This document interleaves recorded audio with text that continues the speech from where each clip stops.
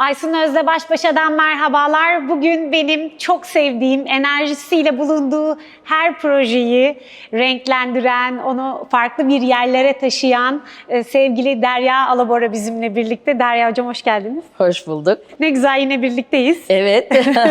Son gittiğiniz konser. Son gittiğim konser Gümüşlük'te Derya Türkan ve Erkan Oğur'un konseriydi. Ne güzelmiş. Ve gerçekten çok muhteşemdi yani.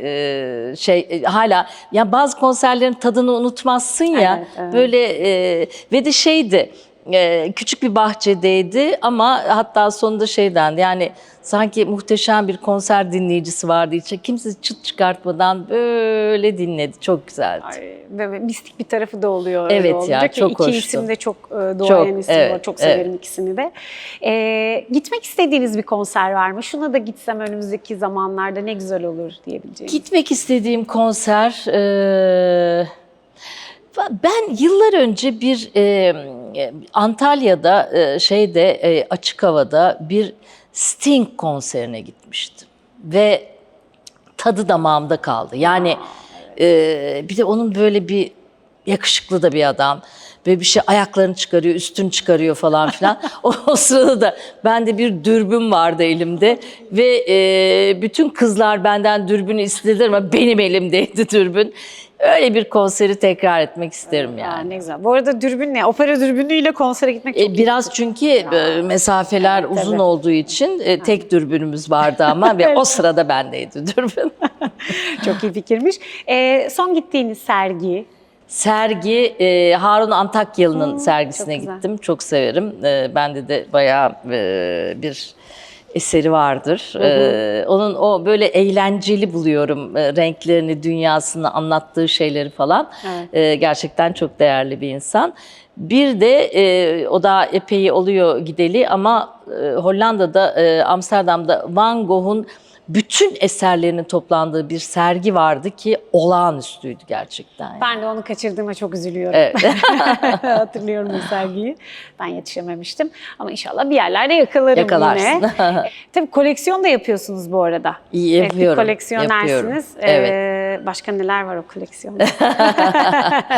Valla tatlı ressamlar var yani. Bir zamanlar almışız bir sürü resim, ondan sonra çok keyifli. Yani benim yatak odamda, salonda, koridorda her yerde resim var. Yani sen benim evimi görsen Bir gün geleceğim. lütfen. Evet, sırf yani koleksiyonu bir de konuşalım. şeyi çok seviyorum. Ya aksesuar da çok seviyorum. Ay her yer artık bıcık bıcık bir yığın şey dolu ve yani bir gün delirip yeter artık deyip atar mıyım bilmiyorum. Hala bir şey gidiyorum. Bunun üstüne de şeye sardım.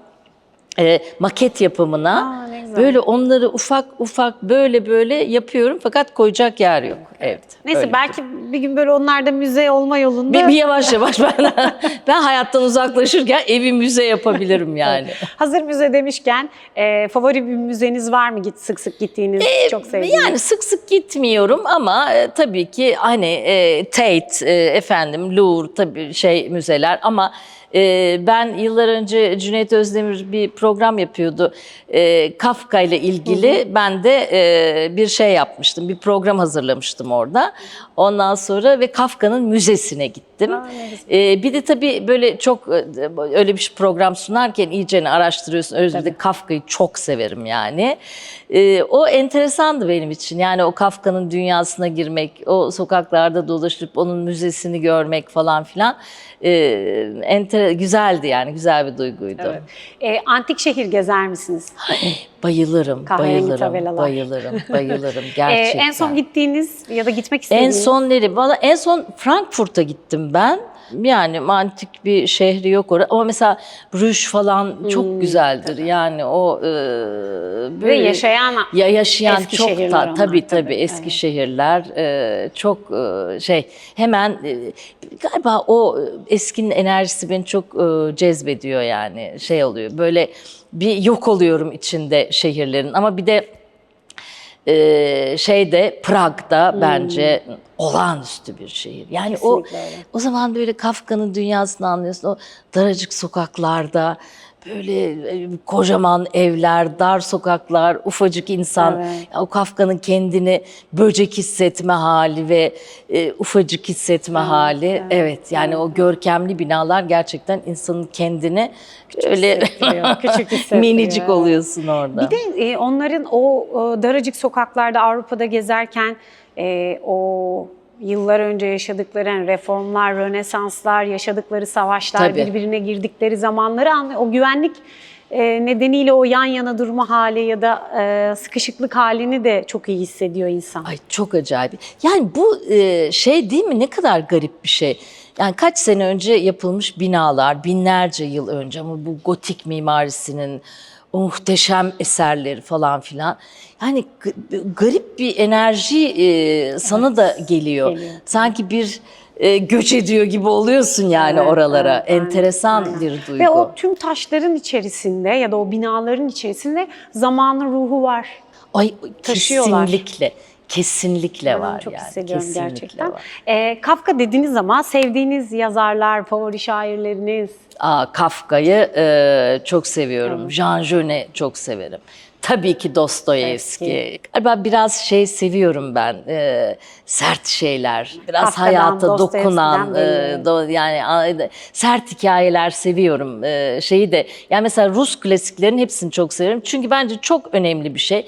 Gerçi bütün yani İngilizler de çok hoştur ama yani dünyanın en derin konularını o kadar güzel bir dille anlatırlar ki anlamadığın hiçbir şey olmaz Evet, yani. Böyle akar gider ve yıllar önce okuduğum bir Pavel karakteri vardır mesela. Hiçbir zaman unutmadım yani. Daha ortaokuldaydım herhalde okuduğum zaman ama o kadar derinlikle anlatıyorlar ki böyle çok etkileniyorsun karakterlerden Evet, yani. kesinlikle. Rus yazarların derinliği, anlatımındaki o basitlik, yalınlık ama o kadar da derin olması çok etkileyici Ay çok, gerçekten. ama bir de Çehov'u da bir Çehov, tiyatrocu olarak geçemeyeceğim. Evet, evet. Çehov'u da buradan anmış olalım hepsini, bütün büyük yazarlarımızı. Bu arada ben de en son, daha geçen hafta Royal Academy of Art'ta Rafael, Michelangelo ve Leonardo'nun olduğu sergiyi gezdim. Ne Tavsiye ederim. diyorsun? Ay. Ama print işleri vardı. Ama daha olsun, çok ağırlıklı çok olarak acayip. ama onu o üç büyük Çok sanatçının, acayip değil mi? Evet, Ama bu ustalığı. arada da Louvre'daki Rubens'in odasında böyle otur 8 gününü orada Orada geçir geçir. o resme bakarak yani. Evet, gerçekten, Evet. gerçekten öyle. Teşekkür ederim. Ben teşekkür ederim. Çok sağ olun. Harika bir sohbet oldu. Teşekkürler, sağ olun.